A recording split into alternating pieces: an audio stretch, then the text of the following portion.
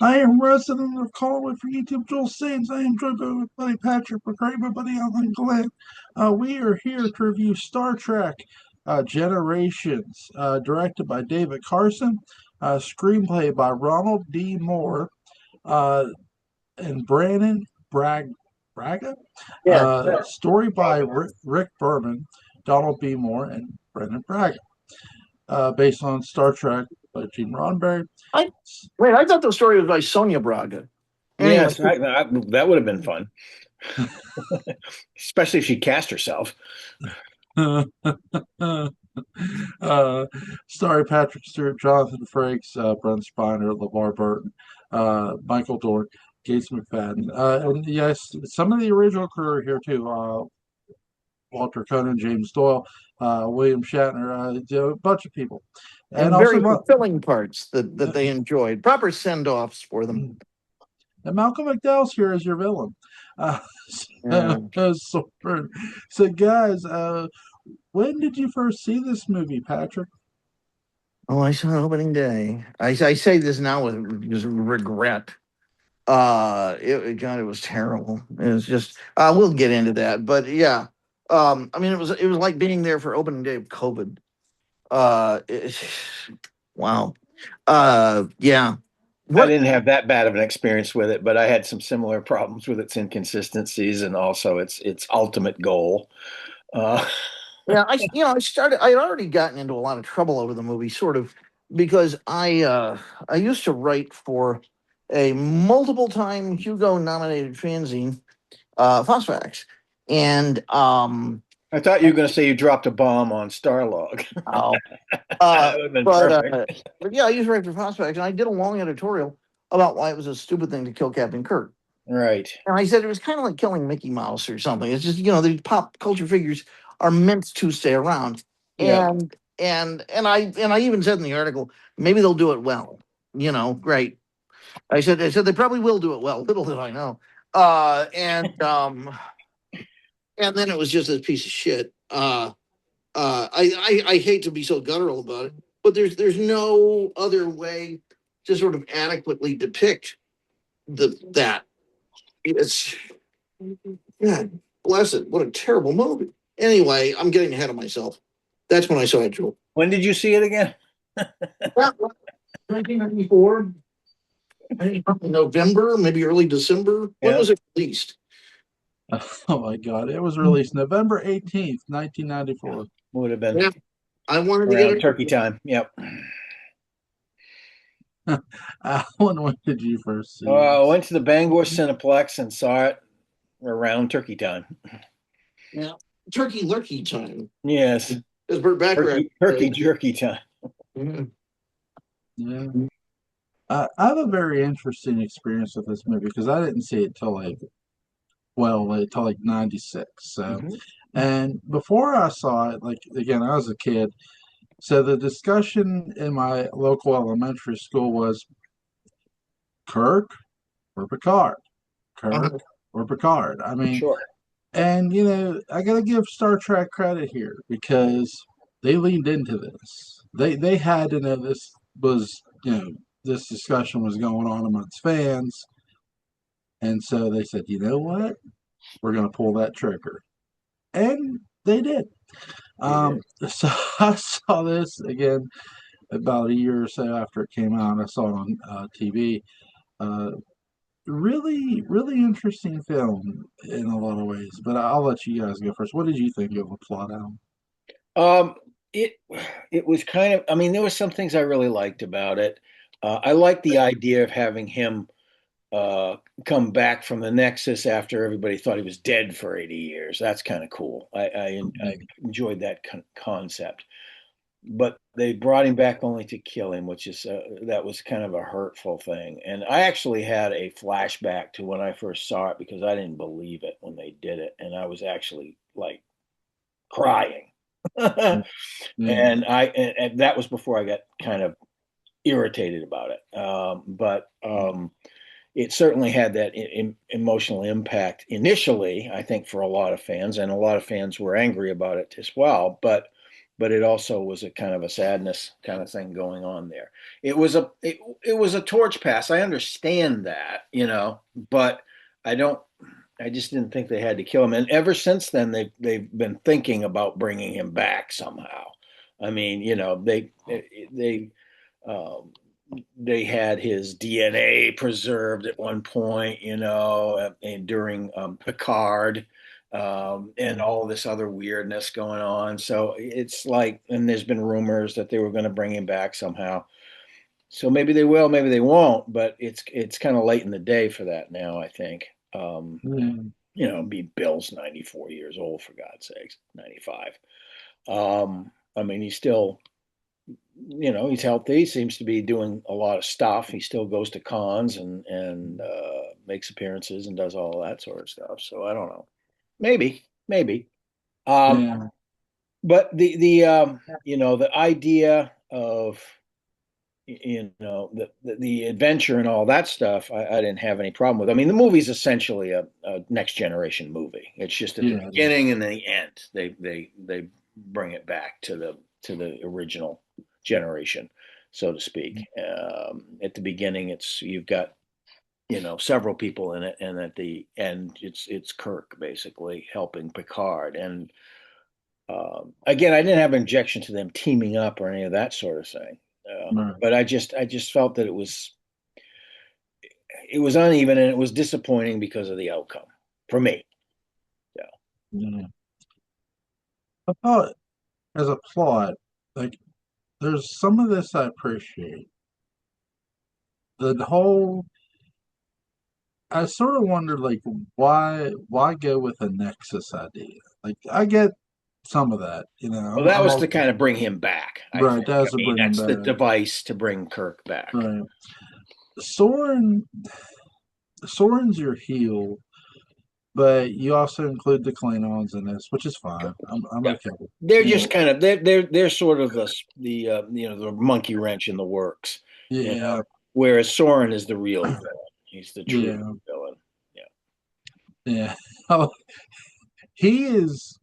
You talk. I mean, most villains, really, really good villains, are self-centered, egotistical asses, and he is. I mean, He he's. is. He's totally, and he's sarcastic on top of all of it. So Mhm. he's he has wit, And, which I I mean, appreciate. they cast the right actor to do Oh, it too. absolutely. Yeah, yeah, Malcolm can go, man. yeah, Um, yep. um, enjoyed his Dr. Loomis version in Rob's Halloween. You gotta go check Sure, that out if you haven't seen it. sure. Um, but really interesting. So I will say for this movie as a whole, again, because me personally, I didn't have a horse in the race as captain. You know what I mean? At this time, Sure. when I watched it, They're both I great was captains as far as I'm concerned. I right. enjoyed the series and these movies. Some of these movies I enjoyed the Next Generation movies. I enjoyed some of them as well. I was still watching DS9. I was getting a feel for Cisco and all that, but I still had not picked a favorite captain at that point Hmm. in time. Yeah. And watching it from that narrative, it's like, okay, this is a torch passing movie. You talked about that, and I will say that what I've always found odd about it is it feels less like that, like now for me. Like, because when I Hmm. first watched it, I wasn't sure how I felt about it in that sense. But for me now, it doesn't feel so much like that. It more feels just like, okay, we're because they talk about, oh, Kurt got killed. I mean, we saw what happened right at the Yeah. beginning of the movie. They were in Yeah. the Nexus, and he went down instead of sitting in the chair. He gets up from the captain's chair and goes down and saves everybody, and he gets zapped out into the Nexus basically, Yeah. which is where he is. And he explains it as, well, I got here, and by the time I got here, you showed up here. That's where I found the Nexus most interesting. I'm like, wait a second, this thing has no sense of time. Yeah. You know, that Yeah. that there Yeah. I It's was like the 80 years between the two events didn't exist. yeah, that's what I found most weird about that. Yeah. It's like, wait, in this Nexus thing, it's like the 80-year gap doesn't matter. No, and Guinan kind of explains it, but I still don't entirely buy it. Yeah, it's like I feel that's where some of this movie's plot hurts because it's like, okay, you've killed off Captain Kirk, right? Okay, the next is again, it's a different sort of time banish thing, but Mhm. It's a dimensional it's a difference. dimensional Yeah. thing because again, he goes from his house that he sold, a clock that he gave to Bones. I love the nod to McCoy's Yeah. character, to Leonard McCoy. Yeah. I love the nod to Spock. All cool, all cool. Yeah. But it's like you want me to buy that this thing has no sense of time. It's like, and I get part of me understands that because it lets me look at Soren and go, okay, now I see why Soren wanted to go back to this thing Yeah. because he wants to be there forever without aging. Yeah, and he's already like 300 years old or something. I mean, Yeah, he's a species that lives an awfully long time as it is. But yeah, yeah, and he's got an axe to grind because he lost his family, yeah, and all of that, and so he's bitter. And if he goes there, he can have it all back again because anything you imagine can seem to be true. yeah. So, Yeah, that's one thing they're basing it off of the life they live and the decisions they had made. yeah, Which and because Kirk says this time I'm going to do it right. I'm going to propose to her, the woman yeah, he was supposed to propose to, and then instead of when he goes in the door, when Picard follows him, they're in a barn stable, and it's yeah, like, uh, it's like yeah. okay, um, Basically, with that device, you can do anything you want, kind of, and it doesn't have The to necessarily Nexus. make senses. Yeah, the Nexus. The Nexus. Yeah, I hate the Nexus. It's Yeah, just it's yeah. Gene Roddenberry was not necessarily one for wish magic. I mean, right. it was not a hard science show, despite what Isaac Asimov liked to claim. It wasn't, but it No, also was not wish magic. was not fantasy either. Right. no, It was not what you'd Yeah, think of fantasy genre. Yeah. And yeah, this and this Nexus was is just kind like of fantasy bones and genre. It is. It's kind of fantasy genre. No matter how well Guinan explains it, it's still not of the Star uh, Trek universe. yeah. Is And there a I've picture of me? Am I? yep, there you go, Trini. yeah, we see you, we see you. Yeah, Okay, I'm on the like the website or something. I don't know what I'm on. This has been a difficult thing to hook into. yeah. Sorry, You Anyway, are there's here. You not are here. interesting. What is interesting? Well, I was about to say Star Trek Generations, but it really isn't. Um, what a shitty movie. I mean, it's remarkable. It's absolutely remarkable. It wastes opportunities. It does. It falls Um, short where it doesn't have to.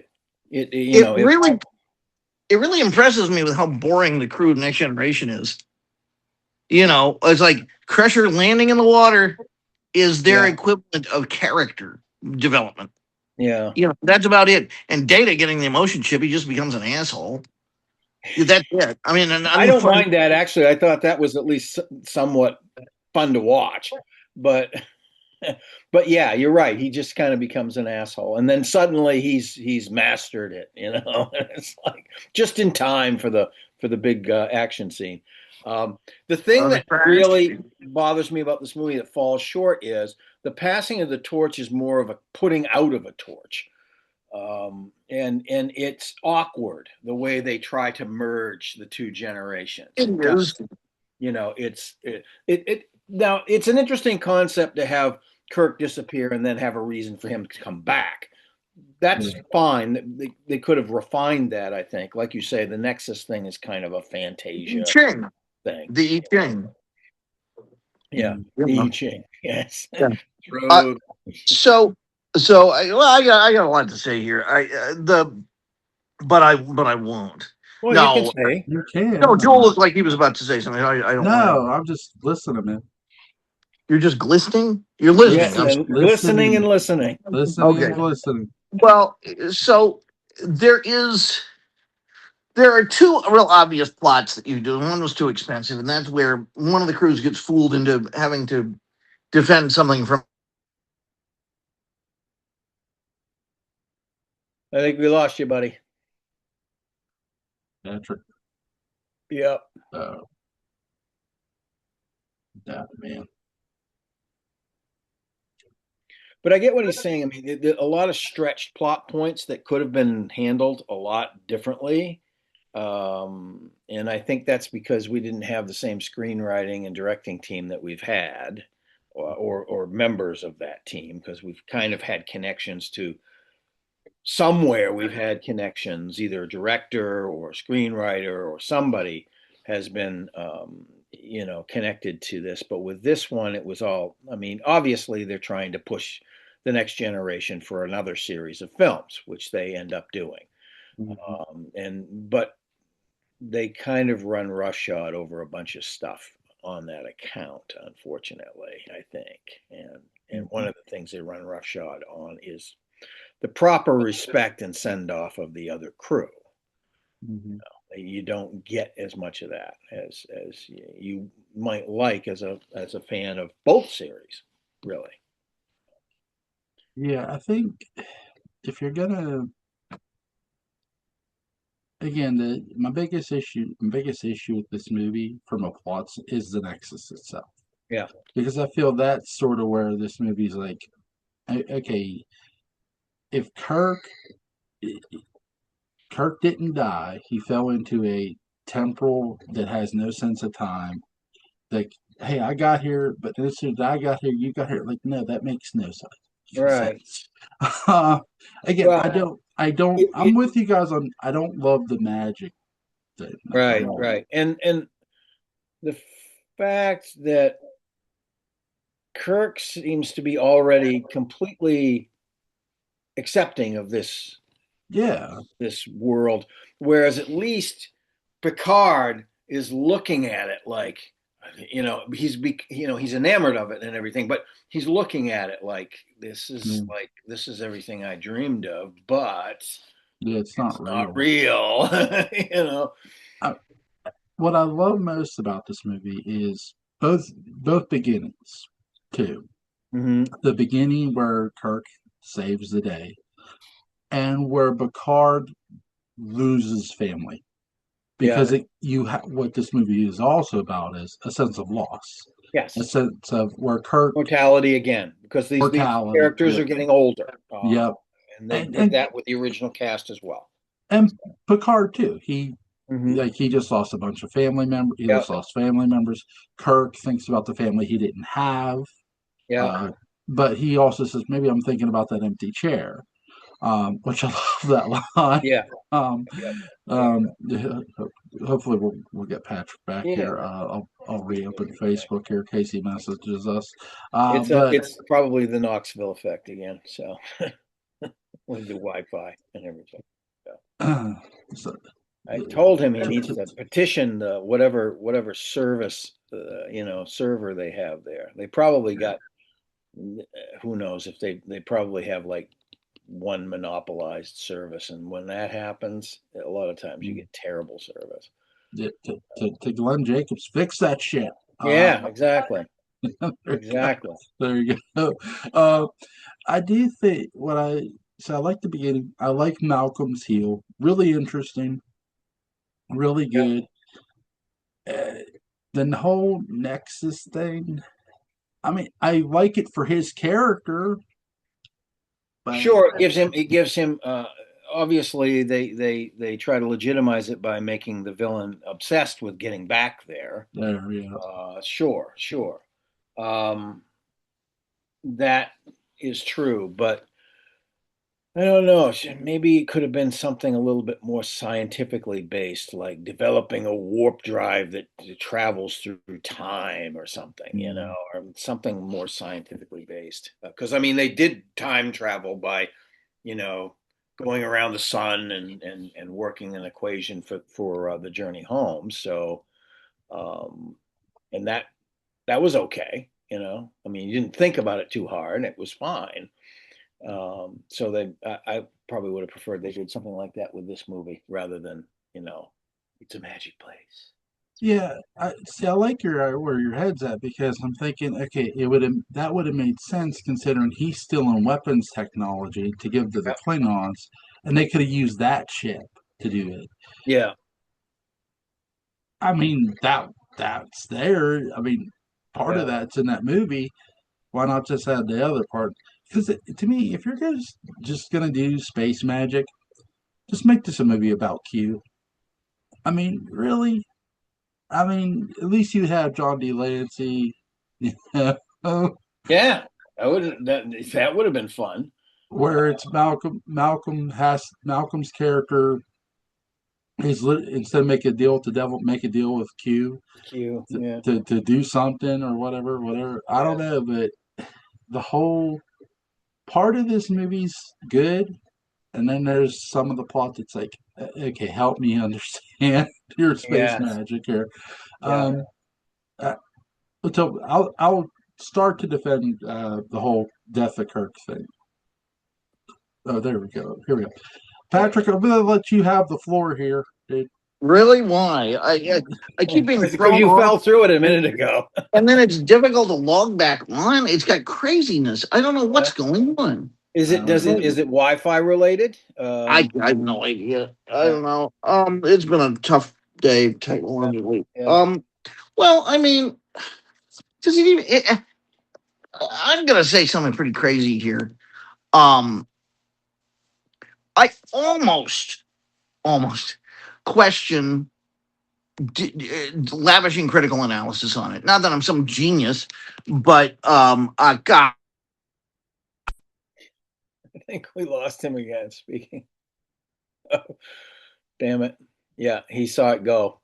He saw it go. Meatball. Oh, wait, wait. Back again. Yeah, There you you're go. wrestling with it. It's tough. No audio. Didn't hear you. I could read your lips.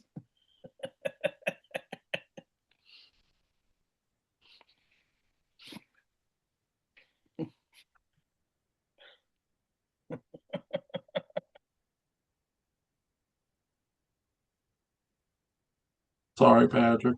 Oh Oh my man. gosh. One of those days, man. One of those days. Uh, but so to defend Kirk's death a bit, I won't defend the Nexus plot, but do I feel you need Kirk's death in this movie? I feel, in a sense, eventually all characters die, right? Sure. But I will say, I don't mind the way they sent him off because, I mean, here's a guy who was all about Starfleet. Yeah, His one last adventure and all of one that. last adventure. Sure, So, I get the logic of that from the point of view of the character. I right, just didn't think they had to go to the extreme of killing him. That's all. yeah, yeah. I do mind them just leaving his body there. It's like, what, really, Sure. really? Yeah, I That mean, that but ought to have been like, why, yeah, right? yeah. I mean, I get Come he on, had put no him in a family. photon tube and shoot him off into the universe where he belongs, or take him Yeah, back to Iowa or something, right? right. Or take him somewhere. Yep.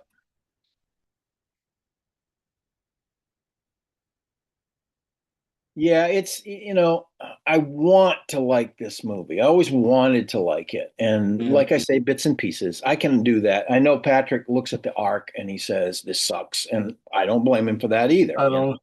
That's another point of view that's legitimate. I get it because it it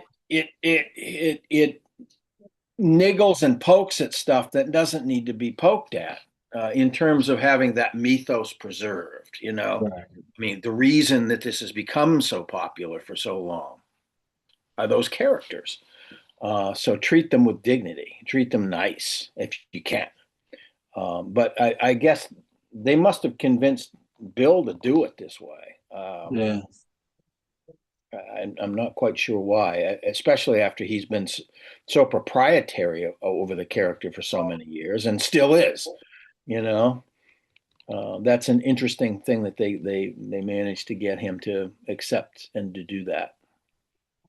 I have some production here for you guys. In Sure. 1992, months before the official announcement of the follow-up to Star Trek VI, The Undiscovered Country, Paramount Pictures executives approached Star Trek The Next Generation producer Rick Berman about creating another feature film. Berman informed writers Ronald D. Moore and Brandon Braga that Braga. Paramount had approved a two-picture deal. Uh, Approximately midway through the Next Generation sixth season. Okay, that makes sense, I guess. Moore and Braga, convinced Berman had called them into his office to tell them the Next Generation was canceled. Holy shit. Yeah, the show was done by the time they did this. So, And yeah. and they were out of a job. Were instead given the task of writing the film. Berman also worked with former Next Generation producer Maurice Hurley to develop possible story ideas, intending to develop two film scripts simultaneously and prioritize whichever was most promising. So basically, you have two scripts, Right. two And this stories. first film was, in as much as a send off was also an attempt to keep the stove warm, Yeah. for the next movies, and to get that out quickly since this series was canceled the same year. So that this movie came out. Um, it was on for 7 years. It might have been latter part of the year before when it was canceled, but Yeah. close to time anyway. Executive producer Michael Piller turned down the opportunity to develop ideas, objecting to what he saw as a competition for the job. Moore and Braga's script was ultimately chosen. The writers spent weeks developing the story with Berman before taking a working vacation in May of 1993 to write the first screenplay, completed June 1st. So Moore described Generations as a project with several required elements. Berman felt that having the original cast of the previous Star Trek films felt like a good way to pass the baton, as you've talked about, to the next series. They didn't need to do that. No. Okay, there's where my issue is there. There, okay, I'm with you on that because Yeah. it's like I did not watch Next Generation till well into syndication. Right. Sure. So that makes no sense because Generations had already been on for how many years? Like I don't get the sense in that there. Mm-hmm. I think what they don't want to say here, they caved the fan service.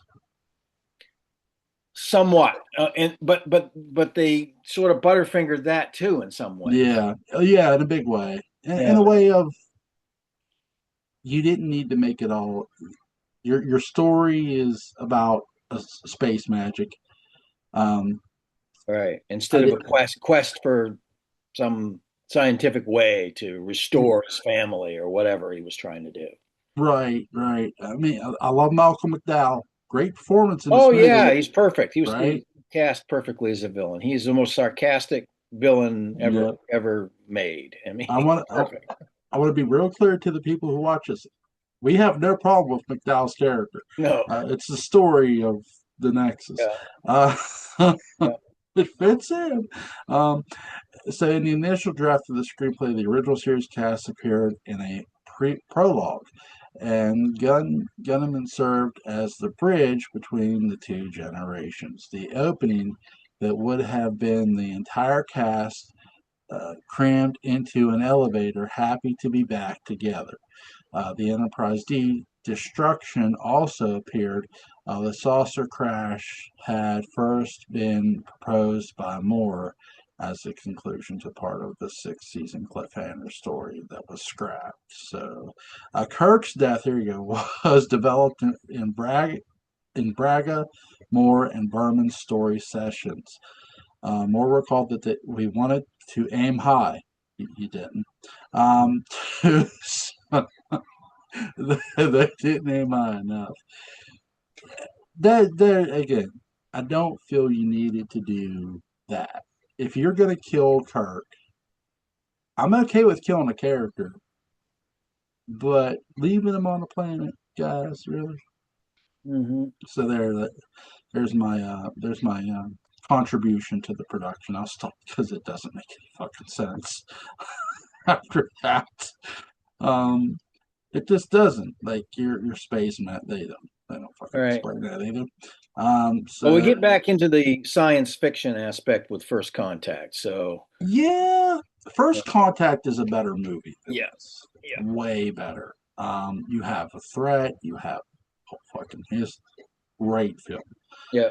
Now budget was 35 million for this.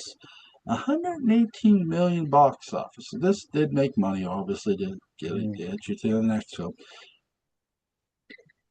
To me, the one that never needed a movie because it was almost like a movie was Deep Space Nine. The whole Yeah. series. Yeah. The whole series was like a Yeah. little movie. Yeah. Great, great fucking thing. Um, so don't forget Patrick Becker not I directing don't this think game. he's. I don't think he's going to make it. He's had. I think he's a little Yeah, I frustrated think he's on all fronts at this so. point. So my apologies to Patrick. I don't know what went wrong there. Just insanity. What's some of your favorite scenes or least favorite scenes in this? Well, the first part of the whole movie where we've got Kirk like wanting to be involved and doing all Yes. that sort of stuff. That's great. I love it. And the development of Malcolm McDowell's character. Yeah. Any of that part is fine by me. Absolutely. This also felt like more of a Geordie and Data movie You too. did, yes, absolutely. Now, Patrick mentioned that he wasn't really buying into the whole emotion chip thing. Yeah. I actually had fun with that. I was okay with that. It was, it wasn't, the most fantastic ever, but No. it was okay. I just had a little fun with it. So, Most of their science stuff comes from the chip, Data's visor getting messed with, yes, and the battle with the Klingons. yeah. That's our Yeah. science stuff. That's see, they had that great explosion of the bird of prey from the last movie, so they used it again in this Yep. one. Yep. Yeah. Yep. If it It ain't ain't broke, broke, fix it. don't Don't fix fix it. it. That's it. That's it. Yeah. No, Uh, that was satisfying. That was yeah. satisfying watching that ship blow up. My favorite line in this movie: "Fire, Yeah. fucking beautiful." Yeah. Yeah. The Yeah. punctuation, no doubt. Yeah. Yeah. I did love Malcolm McDowell punching the Klingon woman captain. That Oh was yeah. funny. Yeah. Like, because I wasn't expecting it when you watch No, this movie the first no. time. You don't know Uh, what he's mad about, and then you find out it's all about this secret stuff he's doing. yeah, because they, he says, well, the Romulans showed up, and she's like, get the fuck out of here. They didn't show up. Yeah. Basically. Like, no, we killed all them. Yeah. Like, okay. They showed up, but the Starfleet saved our ass. But we're Mhm. gonna fuck them in their end. That's Um, right. You turn around and give it to him right back. right back, right back, right. Oh my god. My favorite stuff is in the beginning, like yours. I did love the battle between the Klingons and the Enterprise. Yeah, that was I fun. did love the messing around with Geordi. I don't mind the emotion chip. It was funny. It's like, okay, Data's got emotions. Now here we go. Um, Brent Spiner, great actor. Oh yeah, another stage actor. He was a Yeah. stage actor many years ago. He was, that's how he got his start. So You ever see his character in Independence Day? yes, Oh my God. and they brought him back somehow. They brought him back. Yeah, somehow they brought They him back. killed him, and now he comes back again. Yeah, Um, interesting. well, it's Brent Spiner. I mean, everybody Yeah, loves. you gotta have So, it. You gotta have yeah, it. Yeah, but he was very, very good in Independence Day. Absolutely. It's just absolutely, yeah. absolutely. I tell you, God, like this. If they, what's the actor's name I'm thinking of? The guy who played the devil. in that one series, Luther or something. What was it? Oh, Oh, I forget his name, but I'd like to see him be in Star Trek somewhere. oh, Uh, Lucifer. Yeah, yeah, I yeah, know the yeah, guy you're yeah, talking yeah, about. Yeah, he's very yeah, good. yeah. English guy. Yes, Yeah, yeah, yeah. yeah. Scale 1 to 10. What do you give the movie, man? I'm going to have to give this one a 6.5. There's some stuff in it that I have that is cool, and I'll go with the flow. But the overall effect of it is much less than I would have liked. And again, I still have a problem with Kirk being killed. So, We gotta give this movie a 5. It's not the best plot ever, no. but its characters. Oh, It's you've got all the experienced characters in this. yeah, If anything is being carried, it's being carried by them. yeah, yeah. The actors carry this movie heavily. Yeah, The plot, not so much yeah, at times. yeah. Um, they're gonna save the better plot for the sequel, for the follow up. Just it's weird because Generations. When you look at Star Trek Generation's Mhm. first movie, and you look at the first movie, we talk about nostalgia. How yeah, the first movie is important as a staple. It is. This movie, okay, it's important in a sense where to get up It's to the next movie, going from one to the other is what the attempt is here. but I feel First Contact is the more important film Sure, because overall. that's the total commitment to the next generation. Yeah, And we'll get to yeah, that. um, are you guys Good Friday? I know Patrick's on it. I should be Good Friday. Okay, Yeah. I'll mess. We'll. I'll message Patrick in the group with you, and Uh-huh. we'll do this Friday. We'll do First Contact Friday Yeah. night. First of all, sorry to Patrick for the troubles. I don't know Technology. Yeah. Technical technology. problems. Technology. We couldn't have space magic here to help him. We wish we could. Mm. Earth magic. Sorry, Earth magic. Yes. Uh, Either Link to Patrick McCray's Dark Shadows Daybook Unbound is going to be in the description box. Link to Alan Gallant's YouTube channel. Collins Port After Dark is going to be in the description box. Love that bar thing you got there. That is awesome, dude. That's pretty That cool. is fucking Yep. awesome, man. Have a good night. Have a good one. Much obliged. Yep. Bye bye.